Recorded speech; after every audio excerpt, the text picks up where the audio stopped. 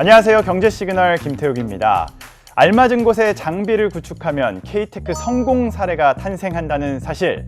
2025 적기적소, 오늘은 그 기반 위에서 실제로 성장에 성공한 새 기업의 이야기를 들어보겠습니다.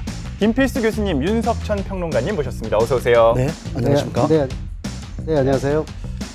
오늘 세 가지 성공 스토리를 준비했는데요. 먼저 첫 번째 적기적소, 자동차 부품 기업입니다.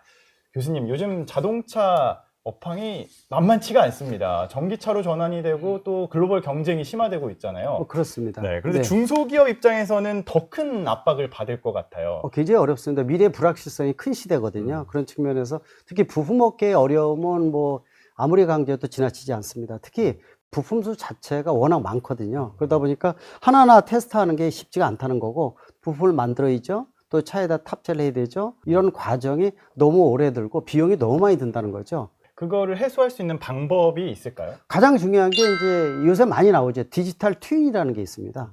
컴퓨터 안에다가 그 시스템을 완전히 플랫폼을 만들어 놓는 거죠. 소음, 진동, 온도라든지 각종 조건을 안에다 집어넣고 하루 사이에 반복적으로 수십 번, 수백 번 할 수가 있어요.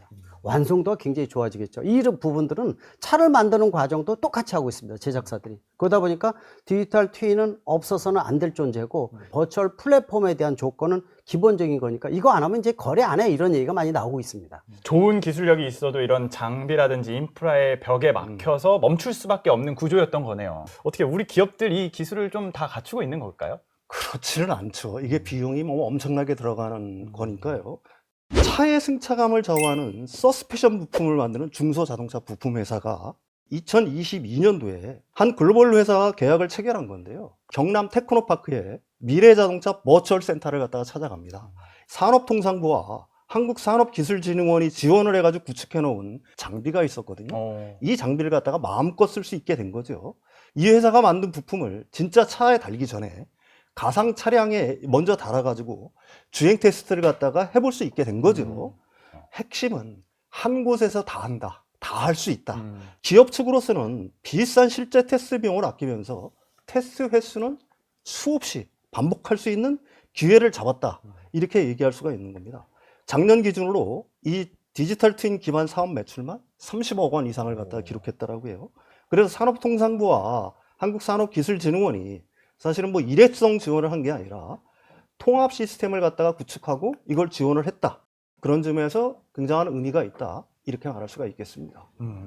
이렇게 기술 개발 방식을 완전히 바꾸는 혁신이었는데, 이런 변화가요, 자동차 부품에서만 그치는 게 아니라 배터리 분야에서도 비슷하게 나타나고 있는 것 같습니다. 교수님, 지금 이 배터리 시장에서는 어떤 구조적인 변화들이 좀 일어나고 있나요? 최근에 많이 부각되는 게 LFP, 리튬 인산철 배터리라는 겁니다. 이 리튬 인산철 배터리는 가격이 한 30% 저렴하고 또 내화성, 불이 안 난다는 겁니다. 이 양극재, 음극재를 잡아주는 게 바인더라는 게 있거든요. 이 바인더를 어떻게 해결해서 제대로 자리매김하느냐가 굉장히 중요한 원가 절감 요소로 떠오르고 있습니다. 실제로 이걸 시험하기 위해서는 전국 제조 장비도 있어야 되고요. 이걸 조립해야 되고, 또 이 부분들을 성능 평가도 해야 됩니다. 또 안전도까지 따로 평가를 해요.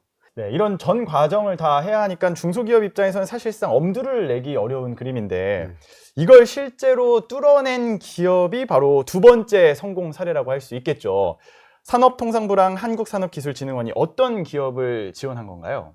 예, 바로 2차전지 바인더 전문 기업을 갖다가 지원을 했습니다. 이 기업은 울산 테크노파크를 찾아가요. 거기 2차전지 종합기술센터가 있는데요. 이곳에 산업통상부와 한국산업기술진흥원이 지원해서 이미 완성 시스템을 갖다가 구축을 해놨습니다. 아까 얘기한 바인더, 약간 이제 물기가 들어가야 되니까 용매를 갖다가 넣어가지고요. 이걸 갖다가 잘 섞습니다. 이걸 갖다가 보통 믹싱 과정이라고 얘기를 해요.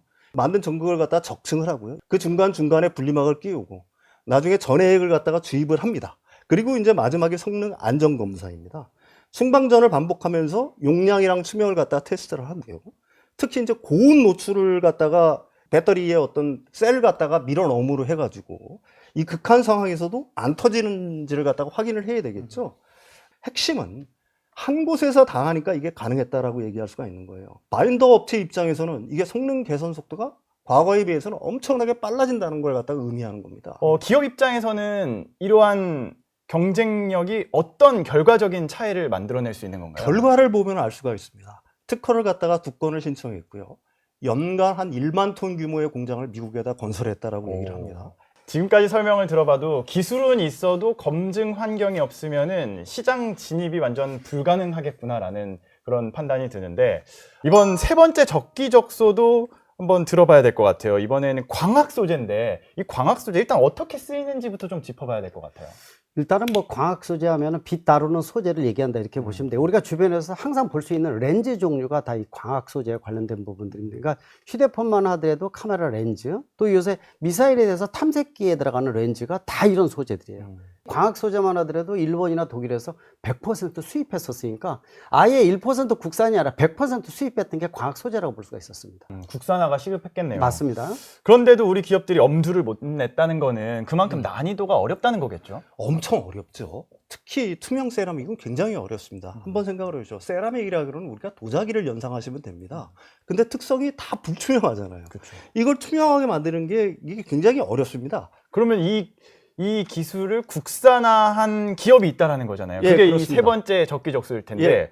어떤 기업이죠? 광학 소재와 부품을 만드는 중소기업인데요. 이 기업이 이번에는 한국과학기술원을 찾아갑니다.